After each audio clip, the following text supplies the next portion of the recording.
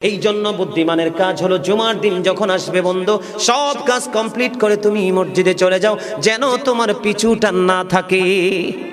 বলে কেন?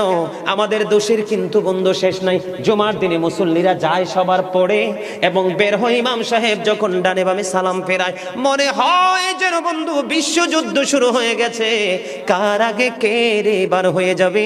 অথচ আমার নবীর আদর্শ নিয়ে আমি আজকে ওয়াজ করছি বন্ধু। Disturb, don't disturb me. তোমরা আমি বললে আওয়াজ দিবে, নয় তো চুপ করে আলোচনা শুনবে, কারণ আজকের সময় অত্যন্ত গুরুত্বপূর্ণ। কারণ আমি যদি 5 মিনিট সময় পাই, একটা আদেশ শোনাতে পারবো। হয়তো বা এই একটা হাদিসে আপনাদের কারো না কারো হৃদয়ে ছুঁয়ে যেতে পারে, আর এটাই আপনার জীবনের জন্য, হেদায়েতের জন্য যথেষ্ট হতে পারে। বন্ধু, মুসল্লিরা যায় রে সবার পরে, বের হয়ে আসে সবার আগে। এটা মুসলমানের কখনো চরিত্র হতে পারে না, তাকওয়া সম্পূর্ণ ব্যক্তির আদর্শ কখনো হতে পারে না। হাদিস শরীফ খুলে দেখি বন্ধু, আমার নবী বলেছেন, রে আমার উম্মত, জুমার দিন সাইয়্যিদুল আইয়াম, সব দিনের চাইতে শ্রেষ্ঠ। ঈদুল ফিতর, ঈদুল আজহার দিনের চাইতেও দামি।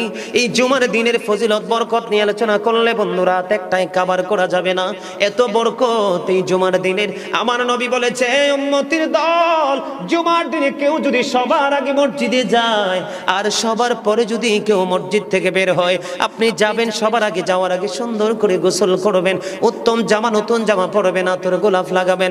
আপনি রাস্তা দিয়ে হেঁটে গেলে মানুষ যেন বলতে পারে যে মসজিদের মুসল্লি হেঁটে যায়। আর চারপাশ বন্ধু সুঘ্রাণে মুখরিত হয়ে যাবে। এমন ভাবে সবার আগে বন্ধু মসজিদে যাবেন, যাইয়া মসজিদে ঢোকার সময় ডান পাওটা দিয়ে মসজিদে ঢুকবেন, ঢুকে গিয়ে নামাজের শুরুতে বসে যাবেন। বসে যখন আপনি আল্লাহর ইবাদত করতে করতে করতে করতে সব মুসল্লি বন্ধু বের হয়ে যাচ্ছে, আপনারা তাড়াহুড়া করার দরকার নেই। কারণ মনে রাখতে হবে, আসছি সবাই যেমনি একা একা, আবার যাব একা একা, হিসাবও দিতে হবে একা একা। পৃথিবীর সব মানুষ পর হয়ে গেলেও আমার কোনো সমস্যা নেই, আমার আল্লাহ এবং নবী আমার আপন হলে আই এম ভেরি সাকসেস। আমার নবী বলেছেন, বন্ধুরে, 14 গ্রামের মানুষ বিরক্ত হইও না, আমাকে বন্ধু কেউ শত্রু মনে করো না। আমি তোমাদেরকে জাস্ট উপদেশ দিচ্ছি, মানা না মানা তোমাদের ব্যাপার। হেদায়েতের হাত কিন্তু আল্লাহর কুদরতি হাত, আমার কাছে কিছু নেই, আমি শুধু উপদেশ দিব, ইনস্ট্রাকশন দেব। বন্ধু, নবী বলেছেন, সবার আগে তোমরা মসজিদে চলে যাবে, বের হবে সবার পরে।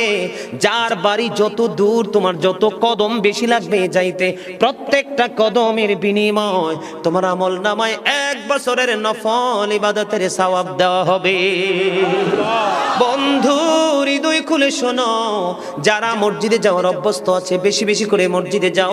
গাড়িতে চড়ে, অটোতে করে, রিক্সাতে করে যাও না, প্রয়োজনে 15 মিনিট আগে হেঁটে হেঁটে মসজিদে আসবে। প্রত্যেকটা কদমে কদমে তোমার গুনাহ ঝরতে থাকবে। মসজিদ থেকে রিটার্ন যখন করবে বাড়ির দিকে, প্রত্যেকটা কদমে কদমে নফল ইবাদতের সওয়াব ঢুকতে থাকবে। জোরে জোরে বন্ধু সুবহানাল্লাহ, আর জোরে সুবহানাল্লাহ।